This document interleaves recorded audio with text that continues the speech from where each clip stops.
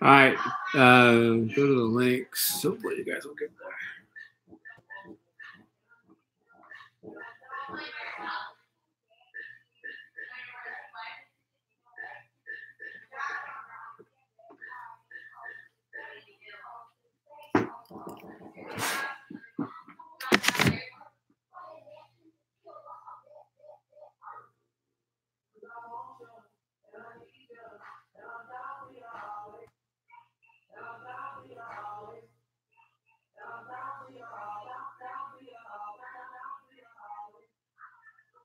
If anybody's there, could you please chat back at me? I can't really tell if you're here unless you chat. I see one person, maybe, I guess. I don't know.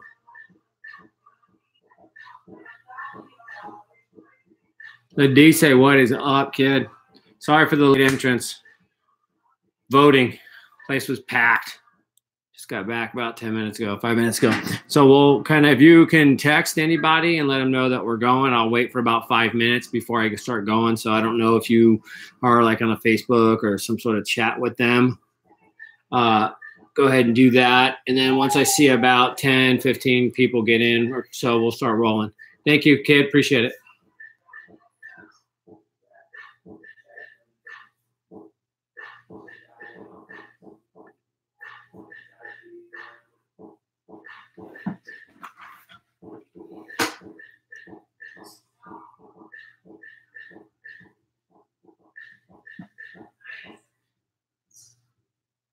Hi, Fadia.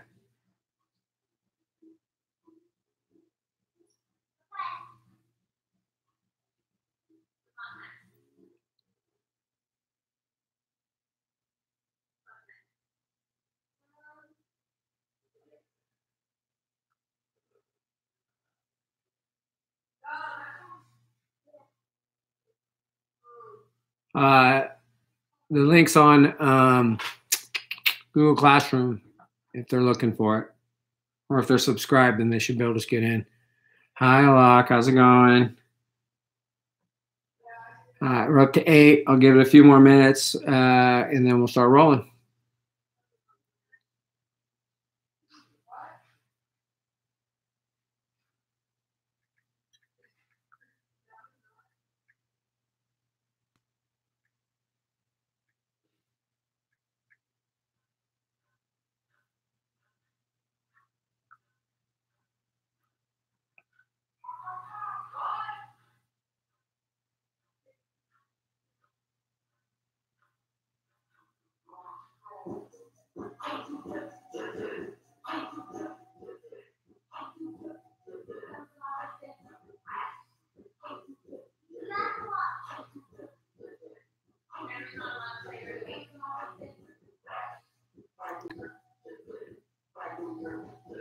Brandon, don't know who you are, bro, but we should not be popping sprouts right about now. Keep that on the down low, big fella.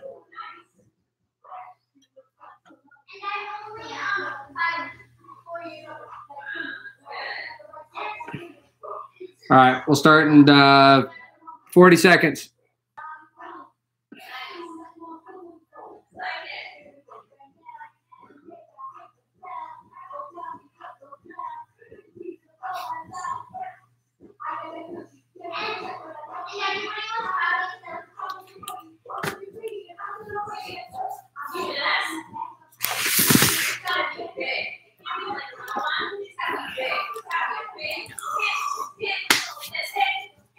All right, so people will catch up. So if you have a question, please go ahead and ask, and I will try and point you in the right direction if I can. So whoever would like to jump in, that's fine. What was it, constitutionalism, and who used it? Awesome. So let's talk about constitutionalism real quickly. Hold on, my daughter's dancing. Got a bunch of music. Give me a second. All right, so during this time period, if we're going back to the Renaissance and stuff like that, we talked a little bit about who was in charge, who was ruling. We noticed that there was only a few real kingdoms. They were starting to come together with some rulers who wanted to gain some absolute power. Those guys were the new monarchs. Their goal was to challenge the authority of the traditional The traditional people who had power would be the clergy or the church, the nobility. And so these new kings started to try and go and usurp or take power from them. These guys, new monarchs, wanted to control the nobility through law courts, through passing religious reform laws. One of the ways they did it was Henry VIII passed the Act of Supremacy, which made him the king and the head of the Anglican Church, which took power from the Pope, right? So now the king controls religion. They did this in France with the Concordat of Bologna. Let's see, in England, they did this, the King Henry VII did this by creating the Star Chamber, which is a court system. So you have a form of government and a form of power or authority in which one individual or family is trying to gain absolute power for themselves. Each country that starts to come online here tries to follow that model. Each person that has enough power wants to have absolute power. They don't want to share power because sharing power isn't something that they would have even thought of back in the day, right? Now it's, hey, everybody, let's share power. We have the president has some power, the Congress has some power, the judicial branch has some power. But back then, the rulers of these new emerging countries wanted to have absolute power. Well, in some countries, they got it. We talked about France, Louis XIV. We talked about Peter the Great. We talked about, to some level, Isabella and Ferdinand in Spain, although that probably isn't a great example, but still, to some extent, they did. But in other countries, it was not successful. Other countries, the kings lost power and had to share it with the governing body or the lawmaking body. It just depends on the name. The three places that you should know about that absolutism failed would have been Poland. We talked about Poland. I wouldn't call that a constitutional monarchy because the king really doesn't even have any power. The king is elected by the nobility, and the king can't really do anything. The king can't do anything without the nobility's say so. He have to get permission for stuff. So I would say the king has very little power in Poland. We talked about the Librium Veto, where any one of those Polish nobilities and nobles in the lawmaking body, the Sejm, right? One person says, no, law's not going down. And guess what? There is no law going to be passed in whatever they're trying to make. So limited power there. So limited power of the monarchy there. Then we talked about the Dutch Republic a little bit, and that's kind of a republic, right? You have a stadtholder. He's not, and even though he might have been hereditary from the House of Orange, he's still an elected official. He's still somebody that has to go through the nobles who control the power in the Dutch Republic. So again, the wealthy merchants really have power there. There's not so much as a constitution, but the constitutionalism part is really England. That's with James I. Remember James I, divine rights of kings. I'm the king. I'm God on earth. God made me be here. You've got to follow my direction. And we read that one passage from the True Law of Monarchy, True and Free Law of Monarchies. I know I'm missaying it, but you dig. And they had a civil war over this. The Parliament, headed by Oliver Cromwell, and the Puritans, the Parliament, House of Commons, House of Lords, fought the king for power. And at the end of the day, the king lost. The king and his boys lost. And so we went through Charles I, James I, Charles I, Charles II, James II. And ultimately, the end of the Civil War, the end of the four Stuart kings ends up being William and Mary of Orange, who are James II's, the daughter is like his daughter, I think. And they come over to be the kings and queen of England, and it's called the Glorious Revolution and the Bloodless Revolution, because there is no blood really spent. I mean, they land an army there. King James freaks out, bails, just leaves, goes to France and says, I'm out of here. I'm going to abdicate the throne, give it up. And he goes to France. So the deal, though, that the Parliament in England made with William and Mary is that they had to sign something called the English Bill of Rights. The English Bill of Rights, that's the document we read in class that outlined what the king could do and couldn't do. Remember, we talked about He couldn't walk into Parliament and demand some law be passed. The Parliament had the power of the purse. He couldn't disband Parliament. So all of these little things that we talked about in class gave the Parliament power, and they shared it with the king. So constitutionalism is this idea of sharing power or limiting the power of a monarch. We kind of have a constitutionalism here. It's just not a king we're talking about. The Congress has certain rights that the president doesn't. That's the sharing of power or a constitutional government. So that's constitutionalism.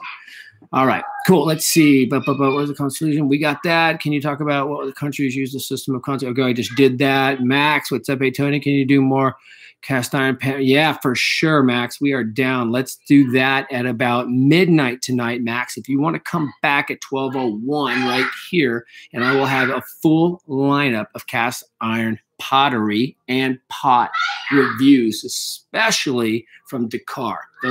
I'll give you a little preview of it. Dakar is the best thing you can do. Awesome. Okay, what do we need to know about Cardinal Richelieu? Just Cardinal Richelieu, guys, he was a representative. Right on, bro. Let's see. Cardinal Richelieu was a person that obviously is a cardinal. He's a member of the Gallican Church, and he for a time he wasn't the king, but he ran the government for Louis XIII. We talked about Louis XIV being an absolute monarch, and Cardinal Richelieu really was before him and into him a little bit. Cardinal Mazarin was with Louis XIV, but these were close political advisors of the king.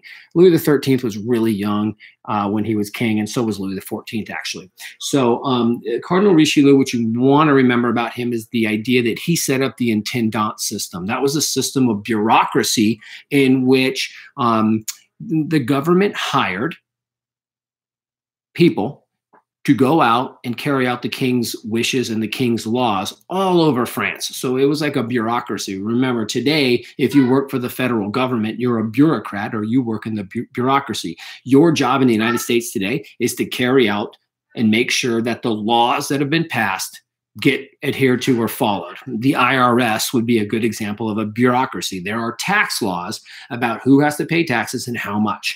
And when you fill out your tax forms, you send it to the IRS and they check it to make sure that you're paying your fair share of taxes. And if you're not, they're going to audit you and they're going to come check you out. And you can get in big trouble for that. So again, a bureaucracy is a group of people, in France's case, who went out and carried out the king's wishes. So again, this is one way for the king to check the power of the nobility. The nobility just can't go running around doing whatever they want because they're going to have intendants spying on them. They're going to have intendants double checking that they're doing what they're supposed to be doing.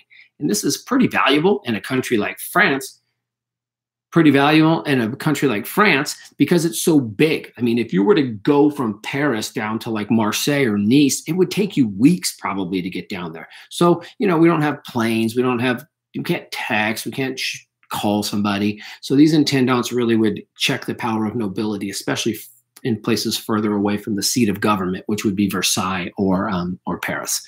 Cool. What do we need to know about? You got that? Yeah. What do we need to know about Peter Bruegel? Peter Bruegel, Mahmoud, what's up, bro? How's it going? Let's see. Peter Bruegel the Elder is a artist. He represents the Northern Renaissance type of art. Remember, the Northern Renaissance differs from the Italian Renaissance in that it is way more focused on like everyday life stuff. Something you would see Peter Bruegel paint about. Remember when we talked about carnival and the leisure activities of people, how it was communal during this time and how most everybody's life was governed by agriculture and the cycles and the seasons and the religious holidays. Well, Peter Bruegel would have painted like the carnival, the fair. You would have seen a nice big painting of buildings like in a village, and you would have seen people playing games, eating food, drinking booze, getting drunk and doing all of that stuff. So that would be a common painting that he would see from Peter Bruegel. Again, Northern Renaissance artist, focused mainly on everyday life, as opposed to Italian artists, which are like mythical figures, right? We're talking David. We're talking, the Sistine Chapel with Michelangelo, Dante's Inferno, and all those kind of like larger than life Catholic themes. So that's a big difference between the two. Good question, though.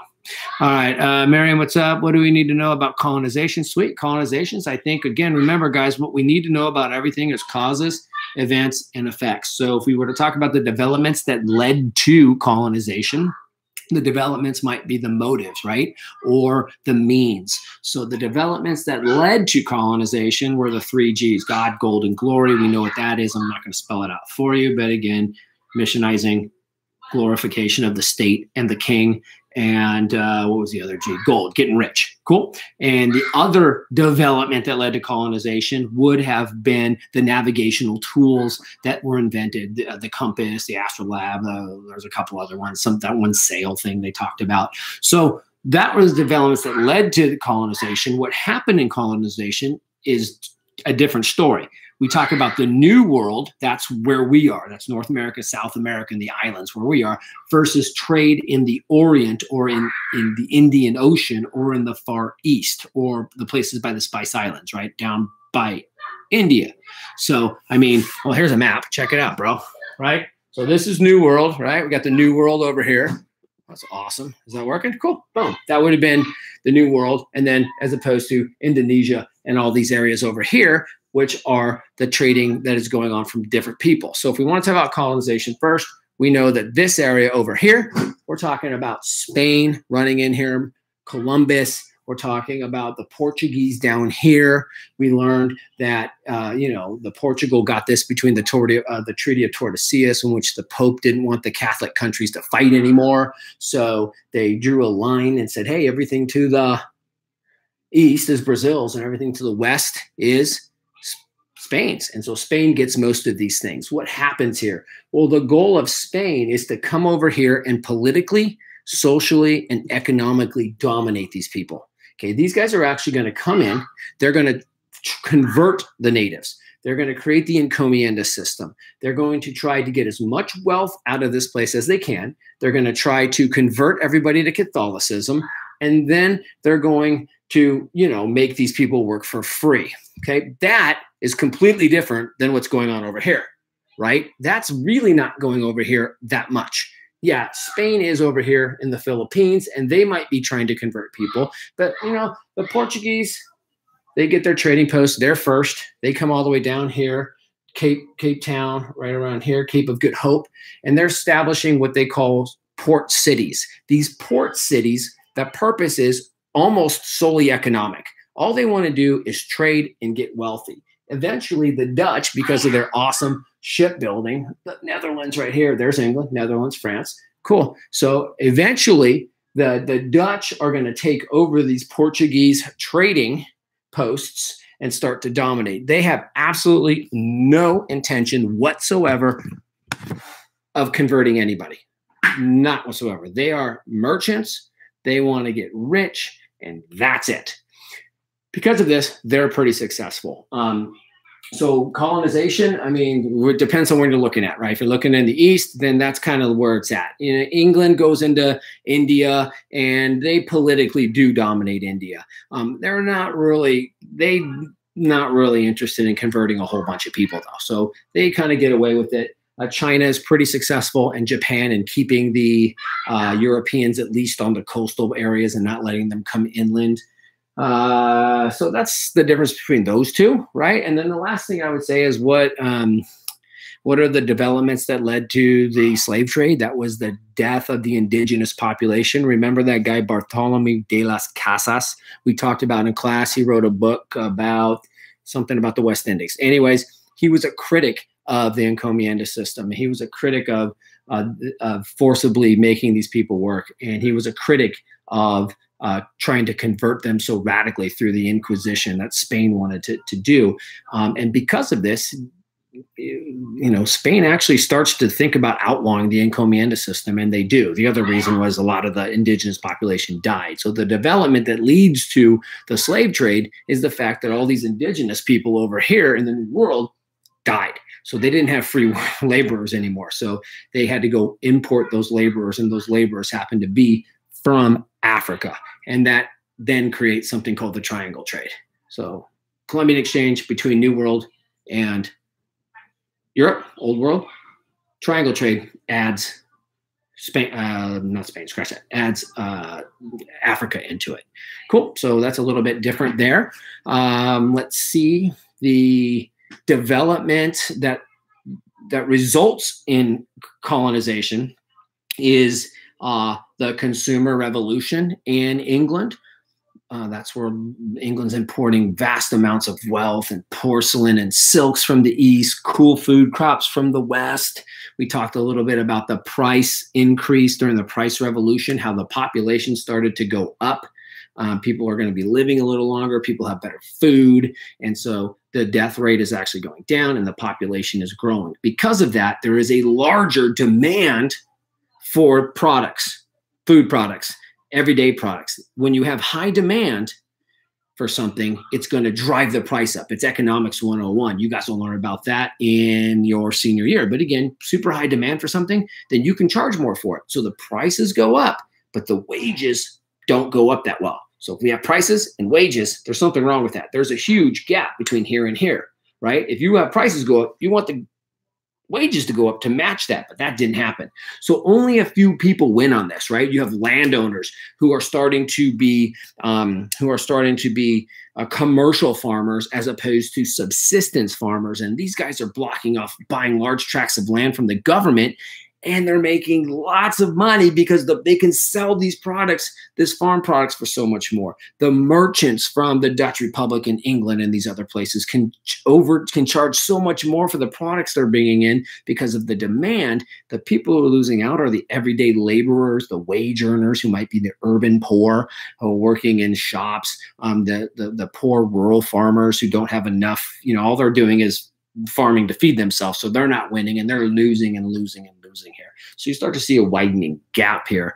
Another development that comes as a result of this is the creation of a brand new class of people. We talked about this on the last day, I think. We used to have that feudal pyramid at the top. We got the kings, we got nobility, we got the church. Everybody else is poor. 98% of everybody else is poor. Well, now because of the consumer revolution, because of colonization and trading with the joint stock companies, you've got a new middle class, super small middle class, not big, but super small middle class of merchants. You've got new farmers like the gentry in England who are now, they're rich. And so you have this new middle class of people. Eventually, these new middle class groups of people, whether they be merchants or the gentry or something like that, they're going to start to agitate for more power. They're going to want the power that the nobility has because they're frankly as rich as them. And we'll get into that in period number 2. I think that's probably about it. Remember, if we have a graph that's talking about something about like population and prices, the number one cause of the price revolution was increase in population. What was the secondary factor? Maybe the increase in the importation of precious metals like gold and silver. Okay, 50 years ago, historians thought it was gold and silver caused this. Nope, they don't anymore. They think the increase in population led to demand, led to higher prices, but also the introduction of way more wealth and money into the European economic system also factored into that a little bit. I hope I answered that question. I was a little bit long-winded, but thank you, Miriam. Listen, let's see. Ladice, the test is based on everything we learned in period 1. Yes, 1450 to 1648. Absolutism will not be on it, even though we've already learned about it, but constitutionalism will be. Constitutional will be. Promise. Awesome. Here we go. Adrian, hope you are paying attention to this and not just waiting for Alice to post a Quizlet. There we go, Adrian. That's what I'm talking about. Give me some love over here. All right. Lisha, what's up? What topics should we mainly know for all the concepts? I can't narrow it down other than that. Remember, we've got multiple concepts here, and you're going to be asked 55 questions if you want to divide 4 into 55, you're looking at 11, 12, 13, maybe 14 primary source documents, whether they be written, graph, painting, portrait, or whatever. But 13, that's it. 13. So you got to know a lot. Just think about having period 1, 2, 3, and 4 and having a 55 question test. How much are you not getting tested on? 90% of it you're not. And they're not going to tell me, hey, Procopio, tell your kids that we're going to focus on this year. They don't tell me nothing. These people don't help at all. So for me, I don't really want to kind of try and guide you, even though if you've been paying attention, I've been guiding you all morning and all day. I don't really want to try and guide you because then you're not really getting prepped for the test in May, because the test in May is really the important one. This is a practice one, right? I know it's for your grade, but you dig? All right. Let's see. What are the causes and effects of the Fronde? Awesome. All you really need to know about this is the Fronde is a rebellion by the nobility. It's a reaction in France against absolutist characteristics of the Bourbon family in France. Cardinal Richelieu's intendant system, the centralizing of power is happening. And when Louis XIV is super young and he's the king, and he's going to be king, he's like 8 or 9 when this thing goes down, and it scares the bejesus out of the kid. And he's like, oh my God, these freaking nobles who rebelled against me, they're bad news. And he never forgets the Fronde, and he always remembers it. And he makes it his goal in life to put down that nobility so they never challenge his family's power ever again. So that's the important part. It's just an event that causes Louis to basically, hey, we're going absolutist here. And he really starts to, create Versailles to control society. He passes laws to control the economics. He passes, laws to control the politics and the judicial courts and stuff like that. So again, it's kind of something that happens early on to Louis that kind of reconfirms in his head that, wait, listen, we got to really check the power of the nobility. But it's really the nobility trying to take power back from the king, and it fails because Louis goes on to be fairly absolutist. Not totally, because we know he didn't, but fairly absolutist. Cool.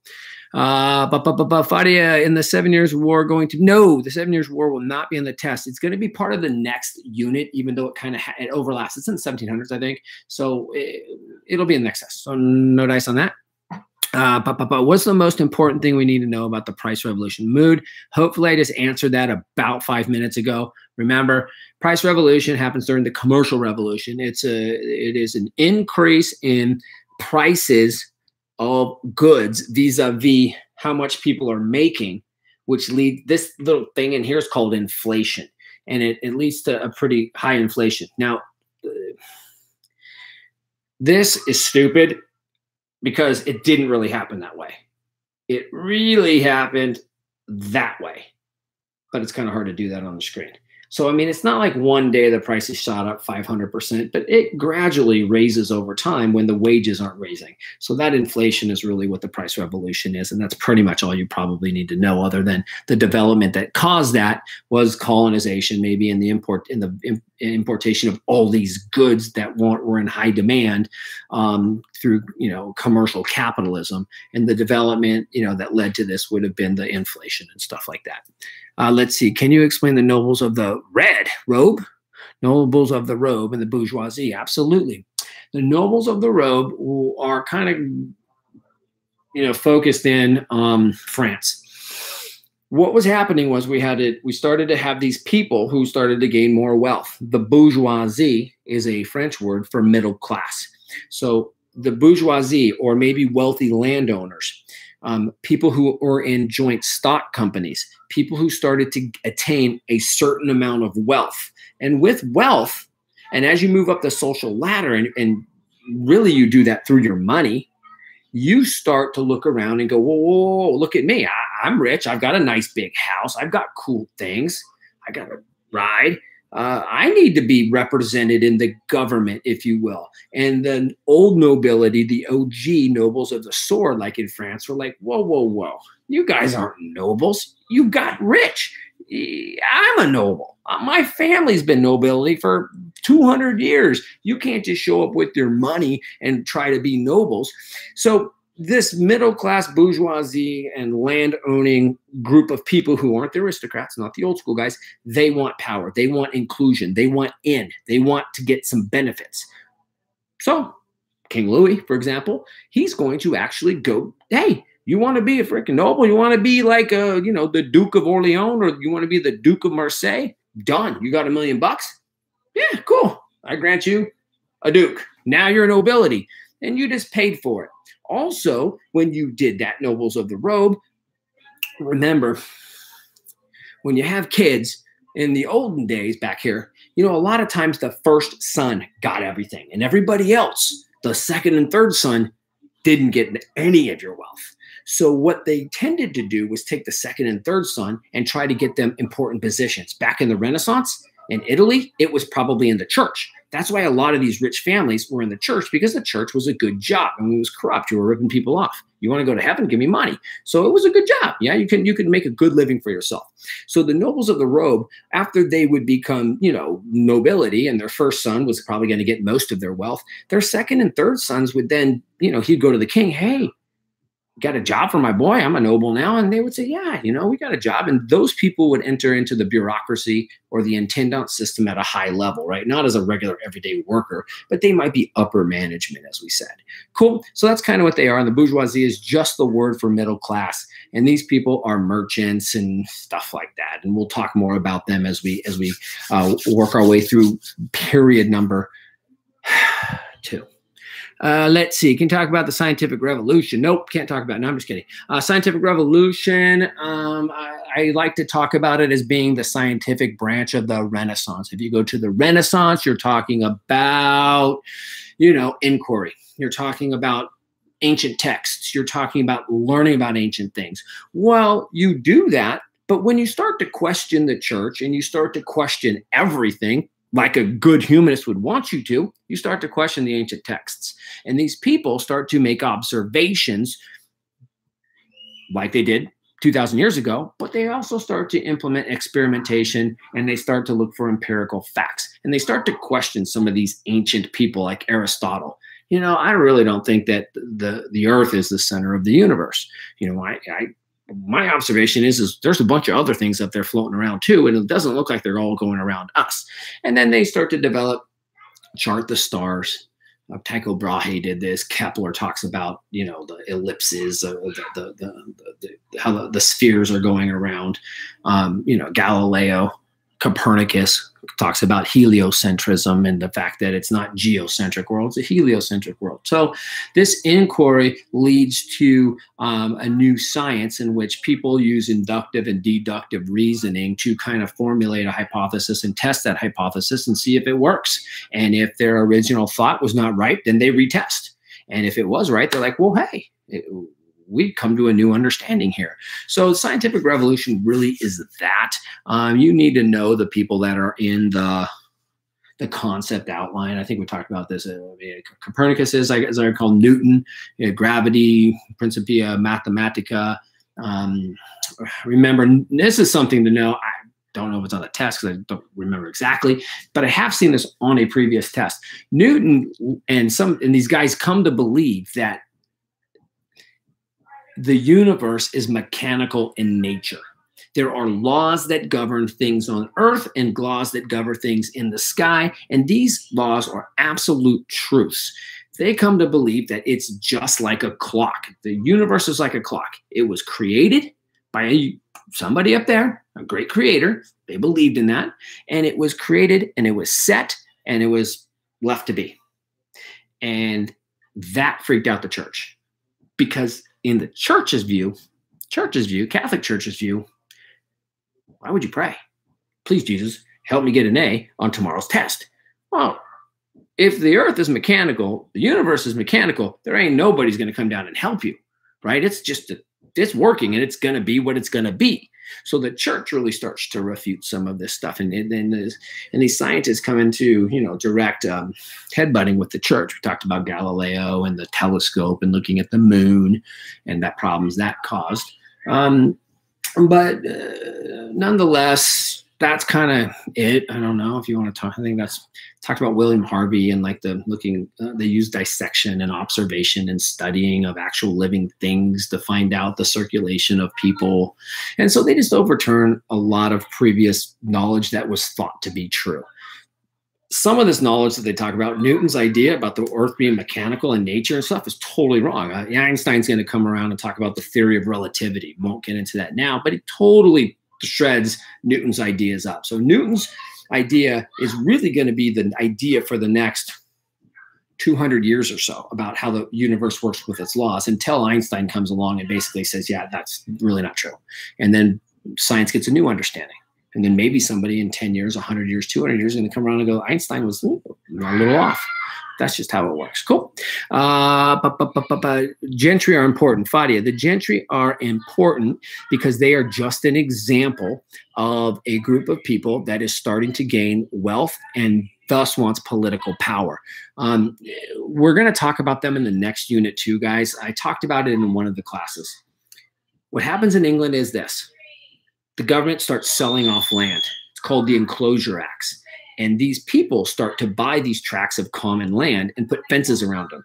These fences prevent the poor people from using that land for their grazing their animals or farming or something like that, which they could have done 10 years ago, 100 years ago, 1,000 years ago. It was just common land. You just used it. So when you do that, now you have an area that's only yours, and you have these new food crops coming in, and we're starting to move from subsistence agriculture to commercial agriculture. And these are new group of commercial agricultural class of people who starts to gain wealth. And because they gain wealth, they gain political power. It's the gentry and the middle class people that make up something called the House of Commons in the British Parliament, if that's what we're looking at as England. House of Lords, old school, aristocrats for the most part. But the House of Commons are these new bourgeoisie merchants and the new gentry class. So they are really starting to gain political power. And these middle class, upper middle class people are going to fight the nobility too, frankly. And so that's kind of why they're important. They'll show up again in period number 2. Ignore the question mark. Okay, can you talk about the oh no, I won't do that. Sorry, Ladisa. I'm not going to even try to get into that. Inductive and deductive. Somebody else can handle that for me.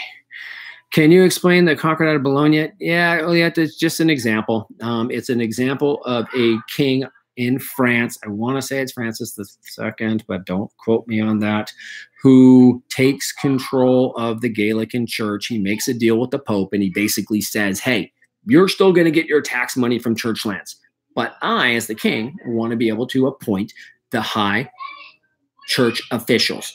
And by the king being able to hire these people, he hires his boys, and he's going to have direct control over these people. I gave you your job. You're going to do what I say to do. So that gives him more direct say-so and more power inside of France. The Pope, I don't know why he did it, but I guess he's like, I'm still getting my money, so I don't really care about that. So I don't know why the Pope would agree to something like that, but he did. And so this just is an example of a king. One way a king got control of the church in France, Concord out of Bologna. Okay, can you explain individualism? Yes, individualism is an idea that's going to run from 1450 to 2018. Right, the idea is a humanist idea of the human, of the potential of the human through your individual learning, through your individual civic virtue, through your individual drive. I mean, it's essentially what drives us today.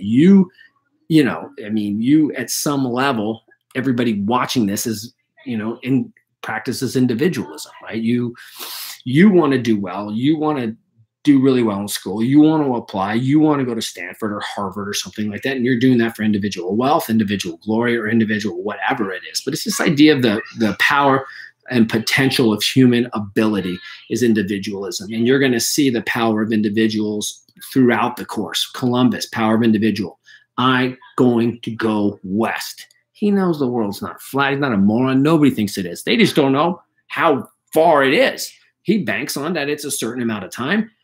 And he kind of lucks out that he was semi-right. Almost ran out of food and water, but he makes it there. And that drive for individual glory furthered the world. Invention comes through individualism. everyday vaccinations and medical advances comes through individuals, and the drive, for the most part, that you're going to gain something if you work hard enough as an individual, and you can affect change in your society. Civic virtue, individualism. So power of the individual is what it is. Great question. Explain the Catholic Reformation. Ursulines, guys, are just an example. They're nuns. The Ursulines were nuns. They're associated with education of women, to be honest with you. How the Ursulines would show up would be if you got, I doubt they would ever be a multiple choice question. It might show up in terms of comparing and contrasting women between the 15th and 16th centuries, or 16th century, let's go with there. You would talk maybe about Protestant women and how they were treated and what they did versus Catholic women. Catholic women probably had a little more rights. I mean, you could be in the church. You couldn't be a church official, but you could be a nun. You couldn't even be in the church if you were a Protestant. No, you stay home. You have babies. You teach the babies to read their Bible. So again, that's kind of where it would show up, right? Catholic Counter-Reformation is just what the Catholic Church does in reaction to the Protestant Reformation started by Luther. They essentially say, we're going to get together. We're going to have a series of meetings called the Council of Trent, and we're going to decide how we're going to deal with Protestants and how we're going to deal with Luther. And essentially, they basically say, screw you. We're not changing anything. Yeah, we lessen indulgences. Yeah, we're going to make priests more education. Yeah, we're going to focus a little bit more on education and have these groups, the Ursulines and the Jesuits. But for the most part, we're going to reconfirm that we have this, I hope it's seven sacraments. Hopefully it's 7. I haven't been to church in a while. We're going to reconfirm the power of the priest and God and the Pope as being the head of the church. And so it's just their response to Protestantism, which is essentially, Protestants, screw you, we're not changing. It is what it is. That's essentially what it is. Good. What led to the development that led to the establishment of the Edict of Nantes was the victory of Henry Bourbon, who was a Protestant, a Calvinist, a Huguenot, over Henry Guise and Henry Valois in the War of Three Henries.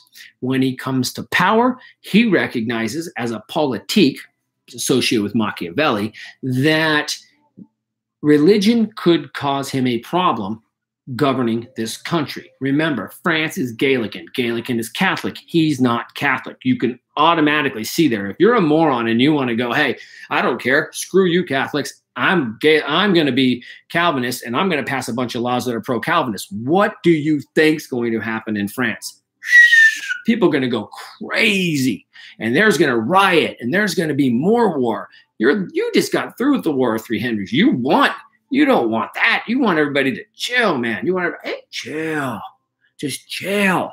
And so what you do is you become a politique. You become Machiavellian, and you say, listen, I'll tell you what, I'm going to convert to Catholicism because everybody in Paris, where I'm going to live, the seat of government, the capital, is Catholic. So I'm going to alleviate these people. I'm going to make them go, oh, wow, this guy's not so bad anymore. He's a Catholic, just like us. Well, but you got to throw a bone to your boys, the Huguenots, because they were oppressed. And frankly, that's one of the reasons you were fighting in the first place, is because of this oppressed of your Huguenot faith. And so he throws the Calvinists the idea that you can worship, you give some limited ability to worship your religion. You get a limited ability to protect your towns and villages and stuff like that. So that's what the Edict of Nantes is. That's just a good example of somebody being politique or realpolitik or Machiavellian in nature, right? We're not going to focus solely as I'm Huguenot, so I'm just going to be a Huguenot. I'm going to make my religion secondary to me. I'm going to put my political power in front of that. And that's what kings start to do if they're following Machiavelli's rules through the prince, right? You got to be a strong leader. You got to be practical. You got to be pragmatic. And that's what he's doing right there, is being pragmatic. Plato, don't worry about it. Plato is Greece, 2,000 years, 1,500 years before this. So Plato, don't have to worry about it. What do we need to know about Descartes? Yeah. That's at 1201. 1201, Mahmoud. Descartes. We'll talk about pots and pans then. What was Calvinism all about? Calvinism was all about dance parties. They like to go. No, they don't. Scratch that. Calvinists don't dance. They don't sing. They don't do anything but work and go to church. Calvinism was started by a guy named John Calvin. He was a Protestant reformer right after or during, but during and after Martin Luther's Protestant Reformation. He agrees with Luther on a lot of things. One of the ways he doesn't agree with Luther is on the idea of predestination.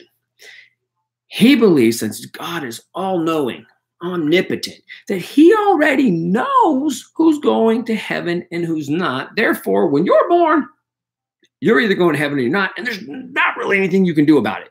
Of course, the Catholic Church would say, no, you have to. You have to do good works. You have to pray. You got to go to church to go to heaven. So Calvin believes in predestination. He believes that there's a certain amount of people that were elected, the elect, by God to go to heaven, and the rest of the people just aren't. There's not much you can do about it. So that's what predestination is, and that ties into the Protestant or Calvinist work ethic, because people start to look around. We're very, very, very inquisitive people. Why does that guy have a nice house? Why does that person have a nice car? What did they do to deserve that? Well, they start looking around and looking at that, and people put two and two together and go, that guy's got a nice house. He's got a nice family. Cool. God must favor him. Oh, those people down there, they don't have very nice things. God didn't favor them. God would never give somebody bad things if they were the elect. And so this forces people, a lot of people in Calvinist countries and Calvinist communities, to start working really hard, being really industrious, being hardworking if you were a farmer or if you're a merchant or whatever, and to try and show everybody in the community that you, in fact, were part of the elect. I mean, did you know if you were not? I don't know, but I guess if you got rich, God made it that way. So again, that is Calvinism, and it differs. It's similar to, in certain ways, Lutheranism, and it's different. We had that graphic organizer, if you still have that, that talks about the differences and similarities between Luther and Calvin or something like that. So you might want to check that out.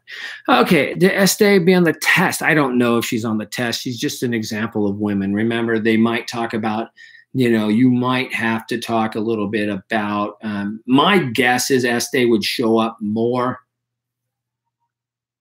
I mean, I guess it could be a multiple choice question. I mean, continuity and change over time of women's roles from 1450 through 1800.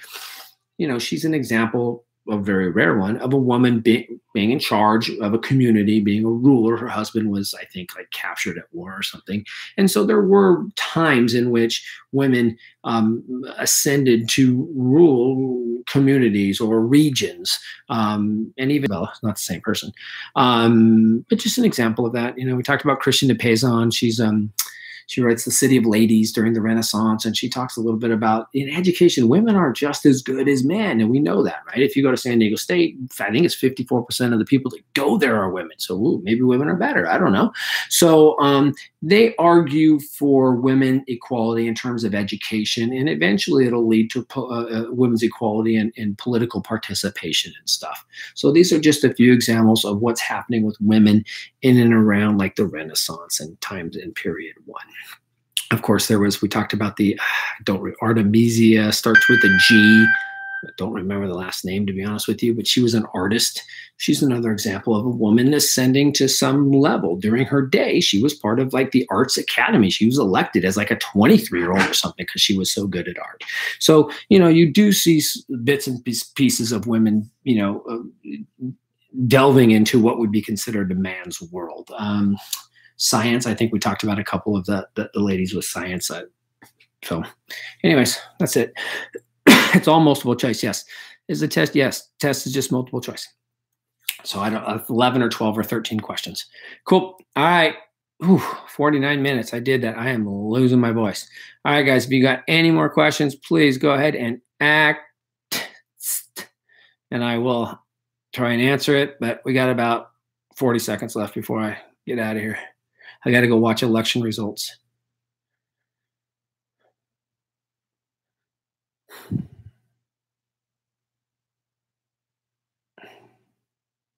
You are welcome, Olieta. Raphael? I don't know. I think he's in Nami's period 5 or something like that. I'm just kidding, man. Raphael's a painter, Renaissance, painted the School of Athens. That's the one where all those kind of ancient philosophers are in that room with all the, it's like all the arches. It's a good example of humanism and perspective and all the characteristics that make up Renaissance art. Who was the third president of the United? Oh my good Lord. The third president, I believe, was Thomas Jefferson. If I'm remembering my American U.S. history right. So check me on that, but I'm going with Thomas Jefferson. Who is the Protestant Reformation? Why? Also, thank you. Why is the Protestant Reformation? Because the Protestant Reformation is important because it's an example of somebody challenging the ultimate authority of the people at the very height. In this case, it's the Pope, the whole religion of Catholicism. So it's really one of those very first things that we learn about in the class where people are starting to not take their place in society as like, hey, I was born here and I'm always going to be here. I'm going to listen to everybody who's above me and that's it. So you're going to start to see people start challenging authority. And we've gotten to the point now where people in 2000, I mean, this is the beginning of people challenging authority. We're now to where people challenge all authority. I mean, kids challenge adults, people challenge the president, people challenge these people. So it's just kind of the beginning, if you will, of this idea of challenging, authority and what happens as a result. See you in class. Yo, see you, Diamonds. Ben. You are welcome, Ladise. You're welcome, Lisha. I hope you guys don't stay up late. You'll be fine. Just remember, if you're going to do anything, it's what are the developments that led to it? What developments does that lead to? Or what does that have to do with anything? So if you do that, you'll be fine. I kind of looked over the test.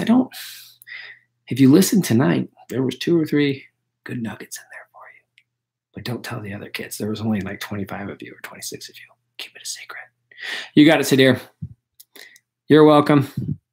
You got it, Yassine. All right. I'm out of 5. Have a great night. We'll see you guys tomorrow. I'm sure you will do well. You're wonderful kids. All right. Out.